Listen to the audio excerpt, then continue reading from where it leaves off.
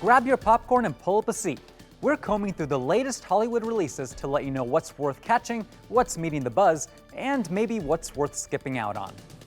Welcome to Screen Test January edition. If you're looking to find out about the action flicks, rebooted comedy classics, and Academy Awards hopefuls hitting the big screen, you've come to the right place.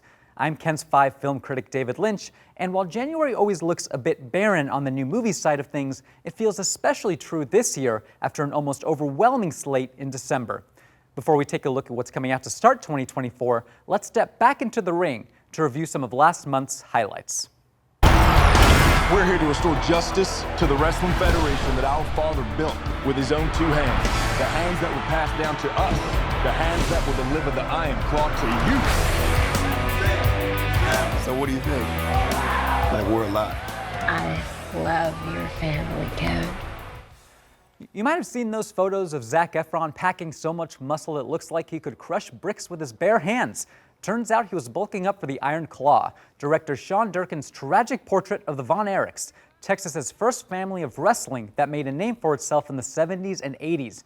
But for all their success in the ring, Durkin also captures how expectation became a poison drip for the family, one that has already experienced heartbreak by the time we meet them, with a lot more yet to come. The movie does justice to the real story thanks to strong chemistry between its ensemble and a commitment to the message that unhealthy masculinity is likelier to come crashing down the more it builds itself up. December gave us another movie about men who think themselves too big to fail in Ferrari, the first feature from Heat and Miami Vice director Michael Mann in 8 years. It's a rollicking biopic about the comfort zone of power and what happens when we speed right through its roadblocks. Or a competitor. If you get into one of my cars, you get in the wind. It's slow.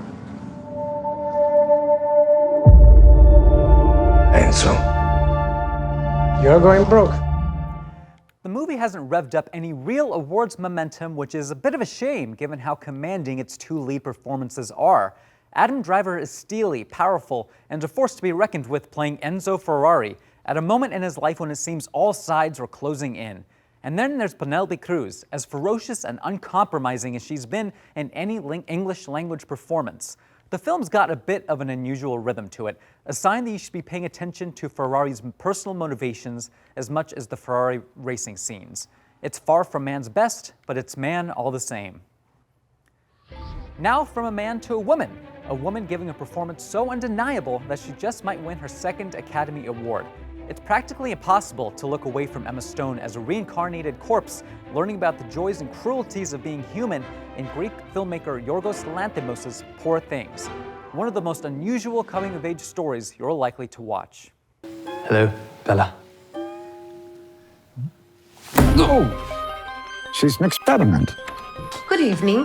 Her brain and her body are not quite synchronized. But she's progressing at an accelerated pace. True to form for its director, Poor Things is one of the most purely strange movies that came out in all of 2023. Though for all its Terry Gilliam-esque visuals and exaggerated go-for-broke performances, it's also one of the most conceptually straightforward movies Lanthimos has ever made.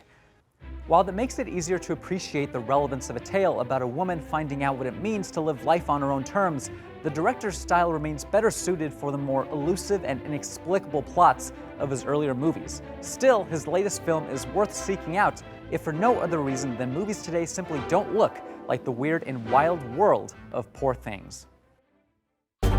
Ladies and gentlemen, greetings to you all. My name is Willy Wonka. You see, I'm something of a magician. Prepare to be amazed. Teapot. Inventor. May I present Willy Wonka's wild and wonderful wishy-washy Wonka Walker? Please don't make me say that again. Onto another colorful and chaotic world, this one much more family-friendly than the one of Poor Things. Wonka was the marquee family movie of the holiday season, returning everyone's favorite chocolatier to the big screen. The musical commitment aside, there's something about Timothée Chalamet's performance as Willy Wonka that feels a bit too restrained, a bit too muted for the movie's zany outer coating. Still, it's hard to be completely unimpressed with this latest iteration on Roald Dahl's character, given the invention and level of sincerity that tends to be forbidden fruit for mainstream American movies these days. Wonka could be more wondrous. It also could have been a total misfire. From one musical reboot to another now, the start of 2024 is bringing some compelling movies that, whether or not they turn out to be actually good, at least have a certain quality you have to see to believe. Case in point, the new rendition of Mean Girls. Are you okay in there? We're concerned you're either doing drugs or having a toilet baby. Ew.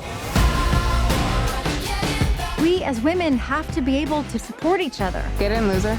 Welcome. This new take on a fetch millennial classic was written and produced by Tina Fey, who updates her 2004 comedy about the high school pecking order for the age of TikTok. The movie's boldest move? It's a musical. So make sure you know what you're in for if you don't want Mean Girls 2024 edition in your burn book. It's out now in theaters. For those needing some counter-programming to Mean Girls musicals, there's also the latest beat 'em up, shoot 'em up starring A-list tough guy Jason Statham, who once again finds ample reason to, well, beat 'em up and shoot 'em up in The Beekeeper. The movie comes from director David Ayer, whose projects have been taking on an increasingly sharp genre bent. After the grounded dramas End of Watch and Street Kings, Ayer went on to bring The Suicide Squad to the big screen and direct a dud of a fantasy action film in Netflix's Bright. Now comes The Beekeeper, which wants you to just sit back and enjoy watching Jason Statham buzzing around with his fists and probably a whole armory of weapons as well. Beekeepers is a special program outside the chain of command. I protect the hive. When the system is out of balance, I correct it. We have laws for these things. Until they fail, then you have me. The Beekeeper is out now in theaters everywhere. We don't have Academy Awards for stunts, at least not yet, so The Beekeeper is unlikely to be going for any Oscars this year. But if you're staying on top of the real contenders, director Cord Jefferson's debut American Fiction is one to get on your watch list.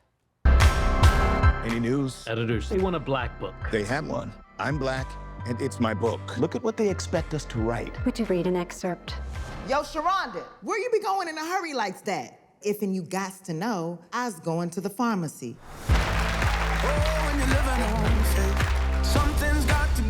If they want stereotypes, I'll give them one. Jeffrey Wright has recently popped up in Batman, James Bond movies, and Wes Anderson epics, so it's a treasure to see him in a meaty lead role where he has the stage to fully show off his range. In American Fiction, he plays Monk, a frustrated writer whose latest draft punches way, way down to the reductive stereotypes about Black American life we've historically seen in media. Things take a turn, however, when the publishing industry doesn't notice the joke and instead praises Monk's book.